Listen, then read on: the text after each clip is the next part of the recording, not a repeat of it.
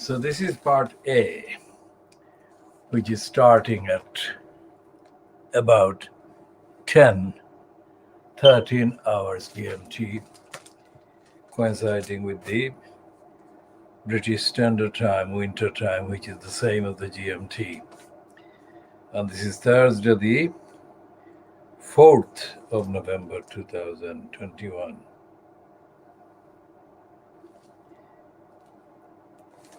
And the Financial Times has got the second lead item on page 1,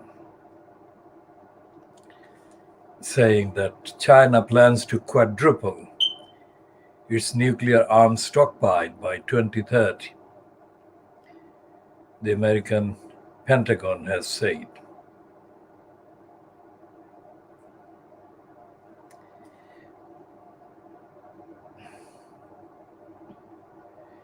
And it's a piece by Dmitry Sebastopoulou. It's a Greek name. China plans to quadruple its nuclear weapons stockpile by 2030, according to a Pentagon assessment that points to a shift in Beijing's policy with significant implications for the balance of military power. That is the Financial Crimes lying. It's not the balance of military power. It's the balance of the annihilation of the planet Earth and anything else that may be impacted around the planet Earth. That's what it is. And that is in the same kind of Financial Times, which also carries a smaller piece on page 1 in the briefing, saying that China hits back over Xi's COP26 absence. Beijing has retaliated at criticism of President Xi Jinping's absence from the COP26 summit and said he had not been allowed to join the main stage by video link. Now, how is that comparison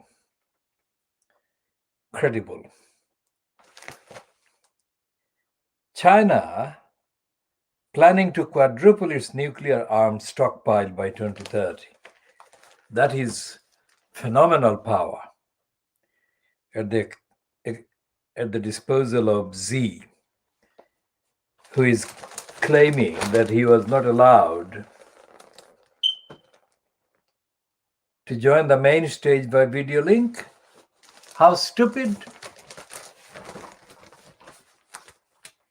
In any case, whether he was able to physically attend or not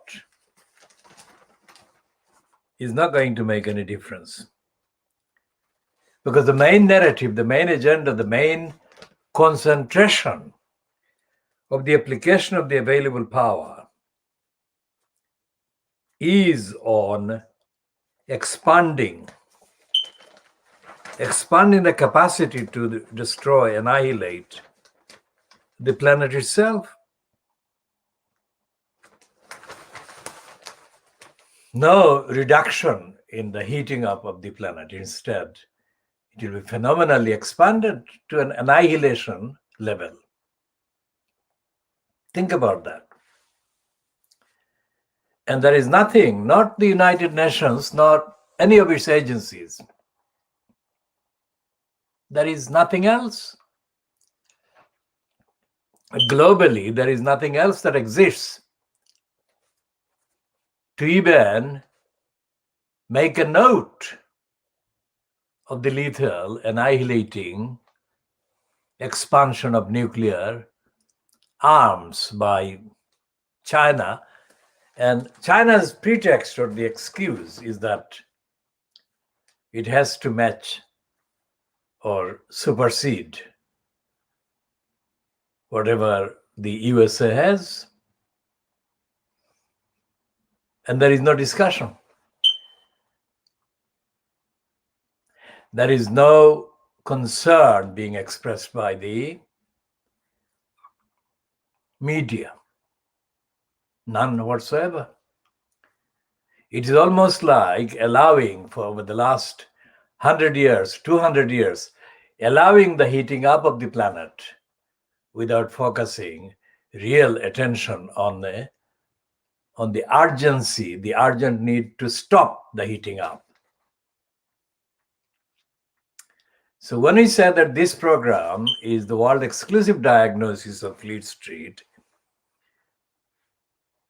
we make a modest statement. The actual extent of the exclusive role and the exclusive fact of our diagnosis is far wider.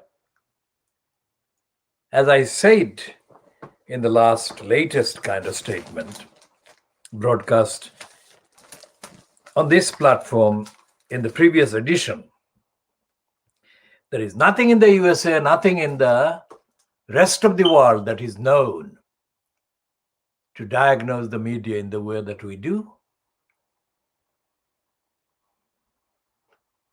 This is not a light statement, it's a very heavy duty statement. This program is being broadcast from London in the UK. And the Fleet Street papers, quite apart from the Financial Times, which you shall return to shortly. This is the Daily Mail. Now, the Daily Mail is one of the 4 titles from Fleet Street. This one and the Dirty Digger Rupert Murdoch's SCUM, we call it SCUM, and the legacy of lies and racism and corruption left behind by Beaverbrook, and the daily bribing Boris Johnson graph, officially known as the Daily Telegraph. These 4 are the main kind of peddlers, the main kind of couriers, the main printed kind of platforms that carry the lies for the conservative scum or the scum conservatives. Although Angela Rayner had during the previous days, previous to yesterday, been reported to have expressed her unreserved apology for calling the conservative scum, I think all the contextual evidence shows that she would have done that as a routine. And everyone knows that she would have done that as a routine. The fact that she registered an unreserved apology in no way means that she actually has changed her position that the conservatives are scum. And why should she change anything? In fact, calling the conservative scum is an understatement in itself. As Johnson has shown yesterday. This reference to MPs is not to be treated as a reference to all MPs present and voting yesterday, Wednesday, the 3rd of November, 2021. The shameless MPs should be treated in context and on the fact as a reference to the conservatives, misled by Boris Johnson. Again, Boris Johnson being described by the previous French ambassador, Sylvie Berman, as the congenital liar, is vindicated. She is vindicated in the behavior of the Conservative members of Parliament in the Westminster House of Commons yesterday, Wednesday, the 3rd of November 2021. Now, there is a recurring series of contradictions every single edition of the Daily Mail. Let's expand that and extrapolate that statement to apply to the SCUM, Dirty Rupert Murdoch SCUM, and the daily bribing Boris Johnson graph, also known as the Telegraph, aka also known as the Daily Telegraph and Telegraph Group, and of course Beaverbrook's lying Daily Express. The dilemma is that if anyone involved in the writing or the commissioning or the editing at any of the platform, any of the titles, has got any objectively definable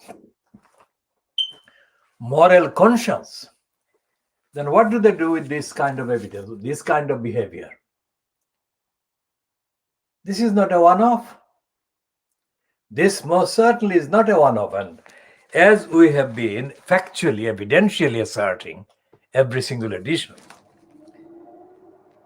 the fact that there is a conservative, numerically conservative majority in the House of Commons, around 80, that is a very important kind of weapon, that fact, because Johnson can do what he has done yesterday. He has shown two fingers into the very modest parliamentary commissioner on standards who had ruled that Owen Paterson, this one, the conservative crooked MP, now that is not an exceptional description. The overwhelming majority of the conservatives are crooked, which is why Angela Rayner was vindicated yesterday as the crooks marched through the lobby, walked through the lobby to vote to keep a fellow crook outside of the duty to observe moral standard.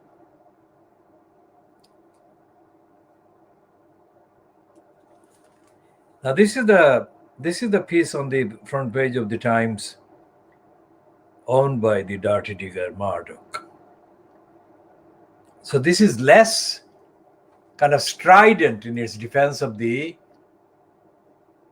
day-to-day defense of the conservative scum. In other words, they are conservative politicians, quote, within quote, led by Boris Johnson, the congenital liar.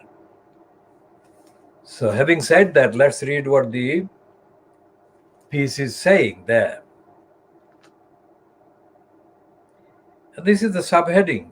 Tories rebel over vote to block MP's suspension. And the subheading is Johnson criticized for colossal misjudgment. Well, that is in itself a kind of understatement. Because it's not a one-off. It's not for the first time that Johnson has misjudged his duty and misjudged his responsibility. Every single day that the Conservatives have been in power or in posts, every single day since May 2010, every single day has been a day of misjudgment, misjudging the morality, the democracy, the ethics, and the absolute duty to be fair and to do the right thing by the electorate, by the population. So it's 11 years plus. 11 years and 3 months. Well, let's say 4 months. And in May 2010, the dodgy Dave Cameron was given the kind of chance to be prime minister by the crook Sick Clegg, Nick Sick Clegg. So it was Clegg's lying that allowed the conservative scum to continue to do the damage, wreak havoc on the ordinary people, on the many, and defy the duties owed to the people, owed to the electors generally. And because the Labour Party itself was politically already on the sick bed, because the Labour Party itself betrayed the founding principles and values for which the Labour Party was founded just over 100 years ago. And because the Labour Party was on sick bed, the dodgy Cameron-fronted cabal called the Conservative Lib Dem Con-Dem collusion. There was no opposition. There was no visible, democratic, noticeable opposition to the destruction of whatever had remained of society, of the duty to the people. And that happened actually about 2 years after the publication by accident, let's say, by the daily Boris Johnson, bribing Boris Johnson craft, which was accidentally able to publish the dossier, the list of the various evidence, perpetration of lies and kind of corruption of members of parliament, expenses scandal called. Again, although this was done during the regime in the UK, when Gordon Brown was still in post at number 10 Downing Street, Gordon Brown didn't, nor did the so-called Labour Party do anything remarkable to make MPs stop behaving like crooks and thieves, and to make the MPs become accountable. So that's the background. And this Parliamentary Standards Commissioner is one of the things that was created under the pressure of the ordinary outrage in the ordinary population following the disclosure of the expenses scandal, as it is collectively known. So it was very, very much a kind of reluctant action that the Parliament did by creating this parliamentary commissioner for standards. It's very kind of timid, and it's very limited. And the fact that the commissioner decided to suspend Paterson only for 30 days shows that the commissioner herself was being very, very kind of hesitant.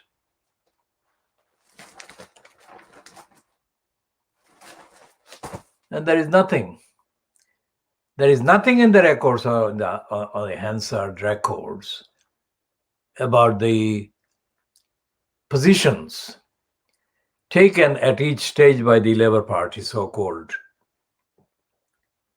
that actually takes account of the extent of the outrageous criminality by members of parliament.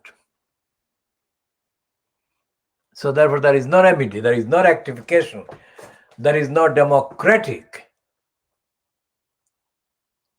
mechanism that automatically takes action against a crooked MP. Now, that is not the only fault or flaw that exists in the current Westminster, which is a dead Westminster Parliament, as the events yesterday have shown. It didn't behave as a live democratic entity. It behaved as a dead, absolutely dead platform. Morally dead, ethically dead, and most certainly democratically dead. And there is no recognition in anything that any of the backers of the crook, Owen Paterson, let's say the current crook, there are many others who are not currently under the spotlight, but the current crook, Owen Paterson, a crooked SCUM MP in the language of Angela Rayner. Angela Rayner, of course, was herself being modest in condemning the Conservatives as scum. But yesterday, days after she issued a statement unreservedly apologizing for calling the Conservatives scum, her original condemnation of the scum came back yesterday to be vindicated. And that's not very difficult to vindicate. Johnson is on the record as having said that greed is good. Now, greed underlies the destruction, the behavior of people destroying the planet. It's greed, capitalism, big business. And the kind of corruption that Owen Paterson has been exposed as being engaged in, because he was lobbying for crooked companies. It's not an exception, that's the norm for the Conservatives. And when that is the norm for the Conservatives, ordinary logic and rationality would raise the question, so who is going to stop them? And the answer is, in a democracy, it's a theory, it's a theoretical statement. The answer is, in a democracy, the democratic opposition should be taking action against the corruption by the SCUM, cons. And the question is that where is that democratic opposition? And the answer is, it's dead. And the question is, how is it dead? And the answer is, it has been politically murdered by Keir Starmer. And when that is the case, Fleet Street, witnessing all of this, should be expected to be talking about the death of the Labour Party by the corrupt, crooked Keir Starmer. And Fleet Street isn't talking about that. And this definition or description of Fleet Street includes not just the 4 that I've described before, but the others as well, including the Guardian, the Daily Mirror, and the Financial Crimes, and anything else that may be found, like the Metro, like the Evening No Standard.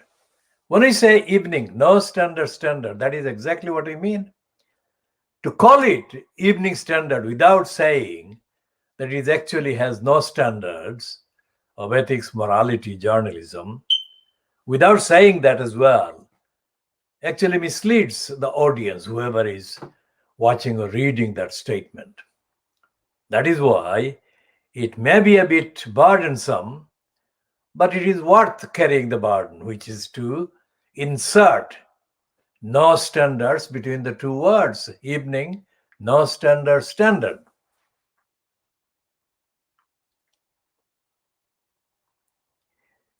Now, looking at the inside kind of pages of the Fleet Street papers today, including the Times, the reader or the readers may be forgiven to if they think that Fleet Street is, after all, reporting on the criminality and the criminal behavior by the Johnson-fronted cabal of conservative scum in the House of Commons yesterday.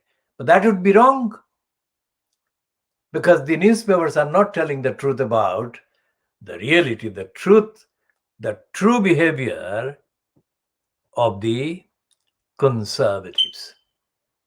That's not what they're doing. For example, here, well, the Times has got a wrong word there. It says Tories rebel over vote to block MPs suspension. It's a loaded kind of headline or heading, but it's not correct. Tories did not rebel. The Tory MPs overwhelmingly voted for the continuation of the tenure as MP of the crooked MP Owen Paterson. So they didn't rebel. The number of people who did vote against that is too small to have made any difference, because the motion or the amendment inspired by and prompted by Johnson to keep Paterson in place, formally entered by backbench MPs.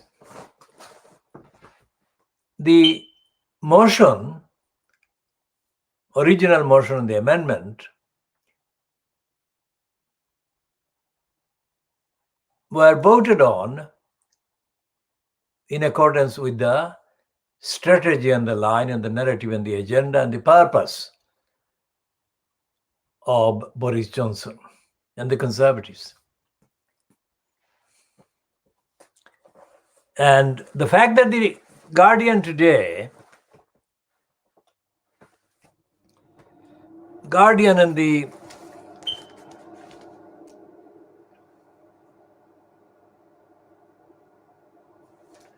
Financial Crimes, that they're saying that Johnson was accused of presiding over a culture of sleaze, and the Guardian is saying that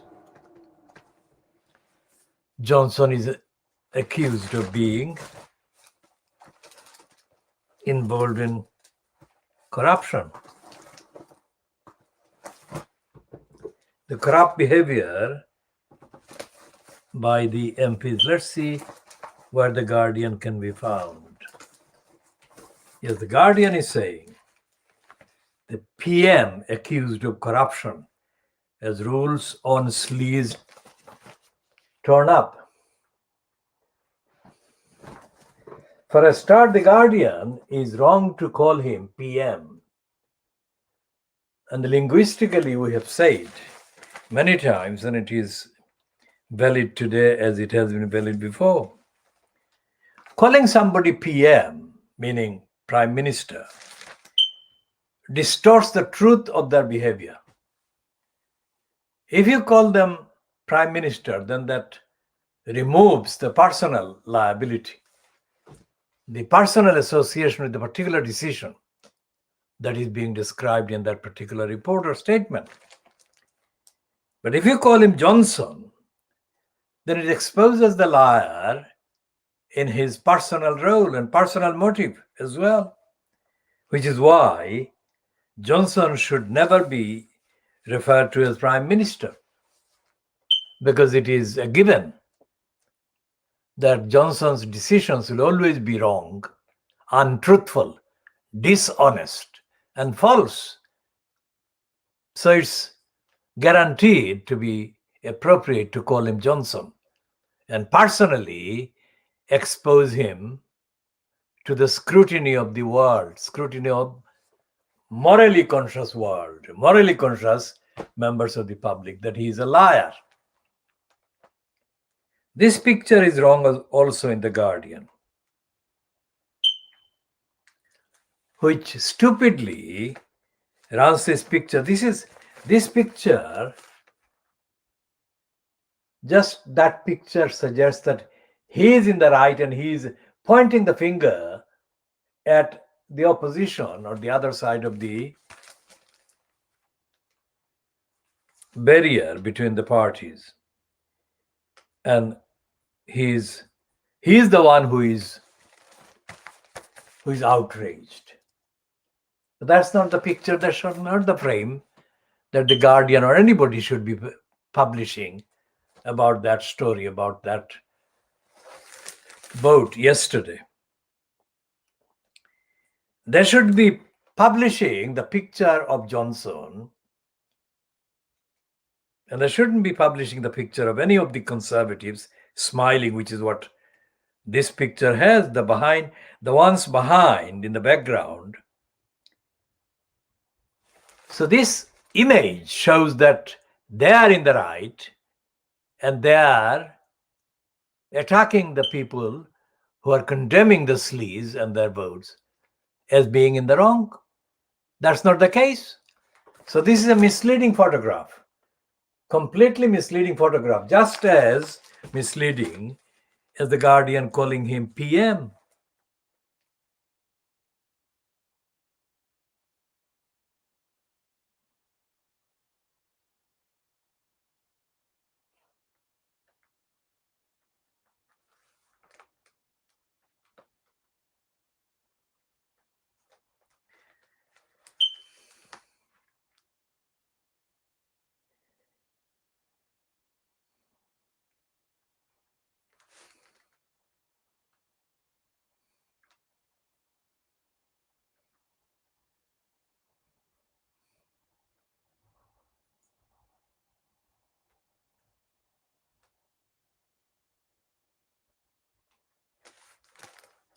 So only one MP, Conservative, Angela Richardson for Guildford, tweeted, "I abstained, aware that my job was at risk, but it was a matter of principle for me." Now that is absolutely rare among the cons, among the scum.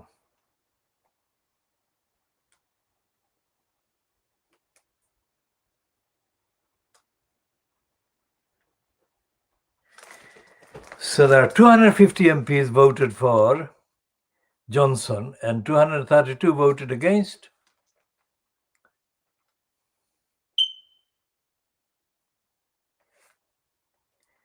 And in the vote, the majority of the Conservative MPs supporting Johnson was 18 from 79.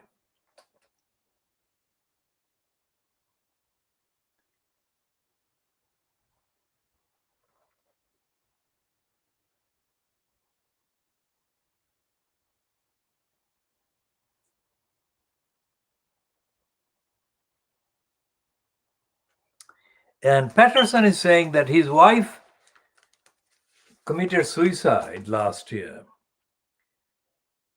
directly as a result of the investigation into him. Now, if that is the case, then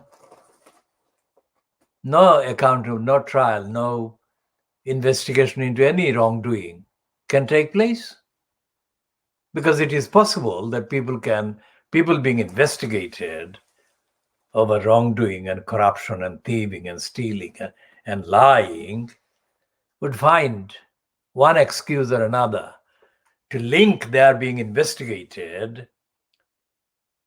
to some tragedy, some personal or family tragedy or family event or loss that may have occurred in the time covered by the investigation.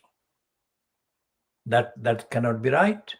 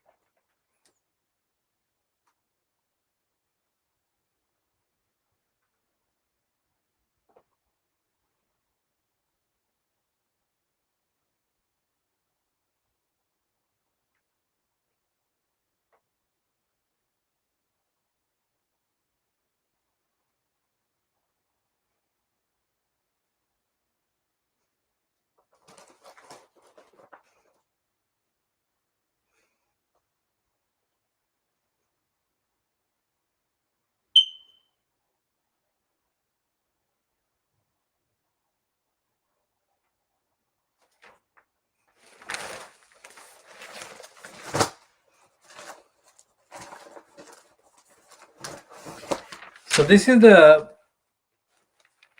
Daily Mail front page.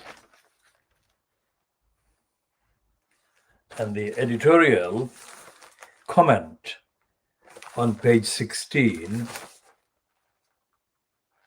it goes on from page 1 where it starts saying, so now we know the lengths to which a venal political class will go to protect its own. Now that's a lie. It's not a political class, it's the conservative scum.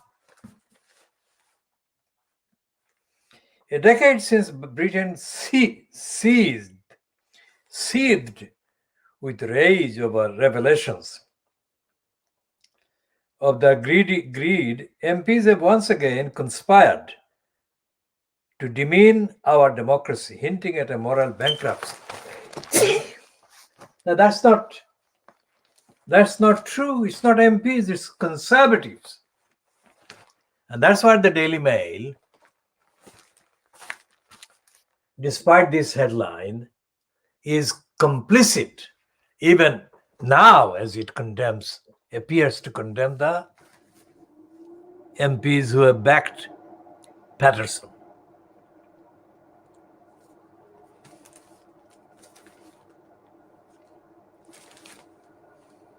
So it says in the editorial on page 16, where it continues from the page 1. Yesterday, this country was reminded of the lengths to which a venal, disreputable political class will go to protect its own. That is not true. The venal political class misleads. It doesn't say which political party they belong to, because 250 of them supported the crook, while the 230 or so didn't.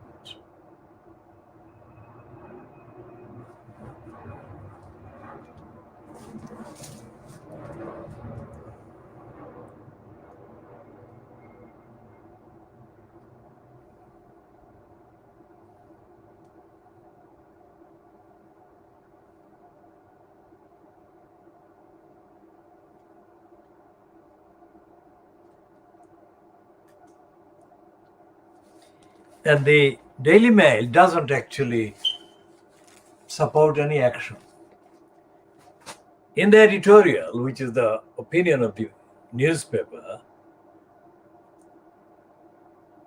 it actually backs Brexit, and it makes a pointless, empty statement saying that the public are going to be disappointed by the events at the House of Commons yesterday. That is where the Daily Mail is sick itself.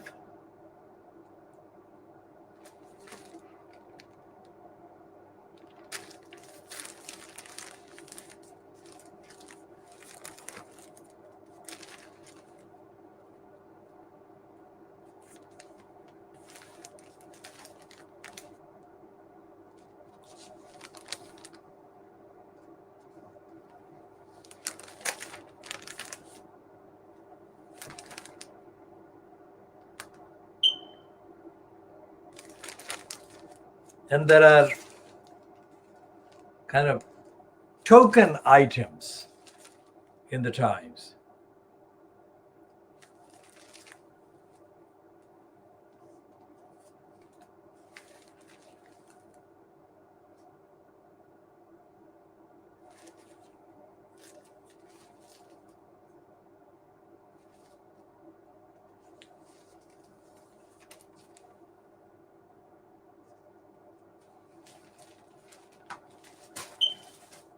For example, this is a piece in the Times on page 25.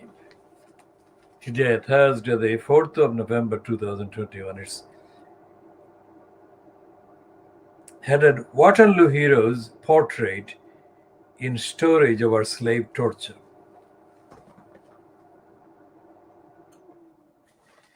Waterloo hero. Remember that phrase, Waterloo hero?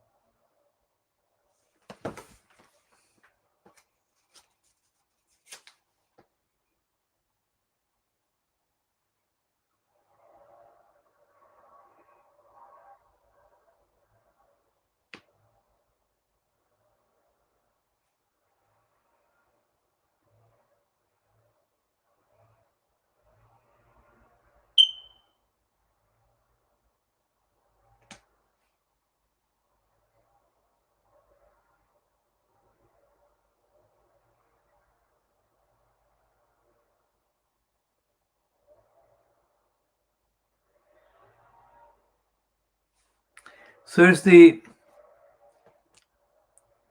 portrait of Thomas Picton, who is called here Sir Thomas, the General Sir Thomas Picton. Now, this kind of decision to remove it for the time being is being eventually linked to the effect that the Black Lives Matter movement has had on some of these slavers and slave owners. But our program doesn't believe that the Black Lives Matter is actually being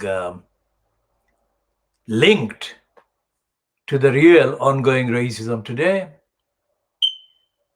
And the Black Lives Matter is being kept kind of unrecognizably unrelated to the rest of the population or the rest of the empire, the rest of the imperial past. And the other thing is that racists in Britain in 2021 are being supported by the likes of Trevor Terrible P-Lips. P is spelled P-E-E-Lips. So Trevor Terrible P-Lips is also listed as an author of a number of articles and a book about the Windrush generation. Now, the book has been co-authored by his brother, Mike Phillips. I don't call Mike P-Lips, I call him Mike Phillips, because that is the name that I recognize, and there is no need to confuse Mike Phillips with Trevor Terrible Phillips, who is a biological brother of Mike Phillips. Because I witnessed the mentally slavish behavior on the part of Trevor Terrible Phillips. At the Friends Meeting House at Euston in central London, let's say, based in Camden Borough, I think. At the beginning of the 1980s, when the then editor of the Sunday Torygraph,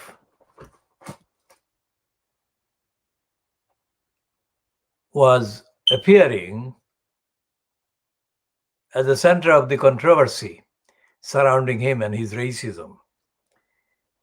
And the racists decided to have that meeting chaired by the mental slave Trevor Terrible Phillips.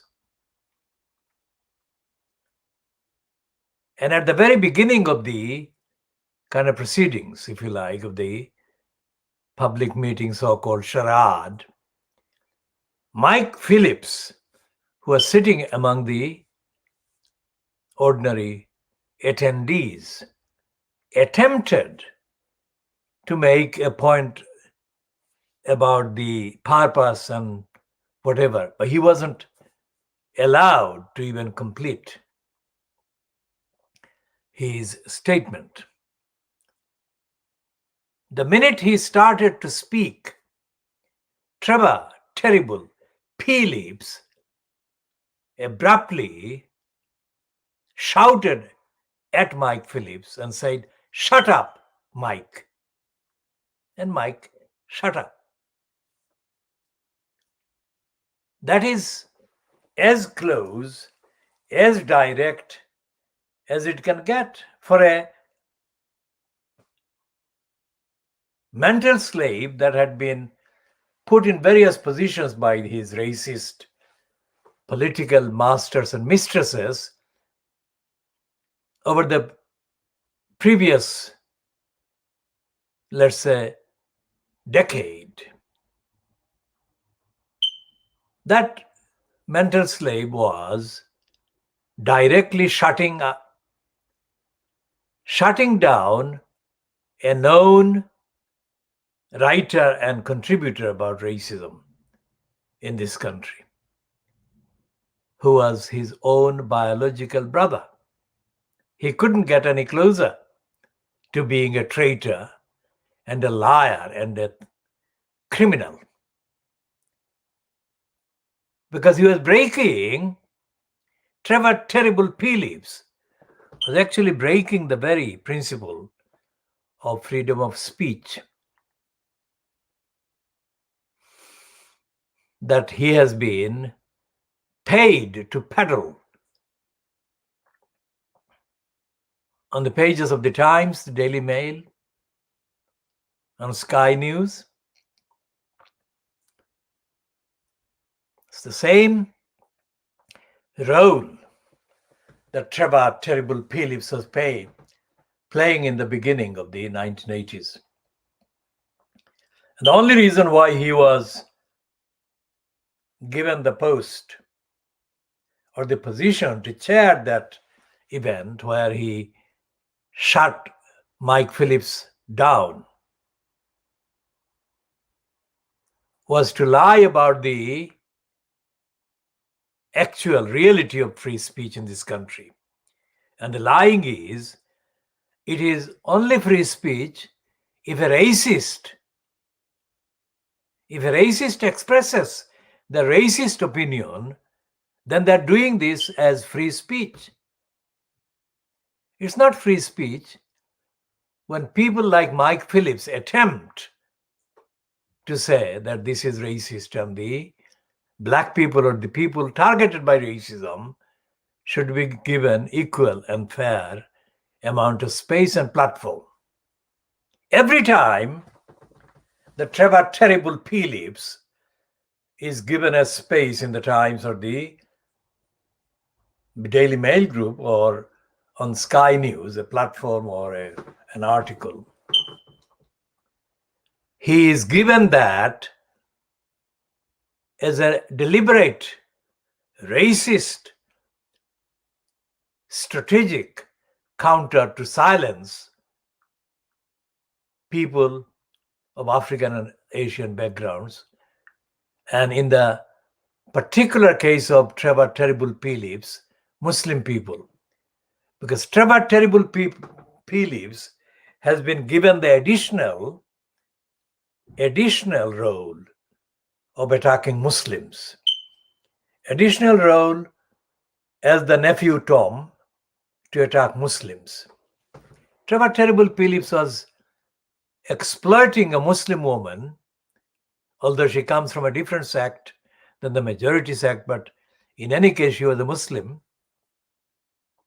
Trevor Terrible Phillips exploited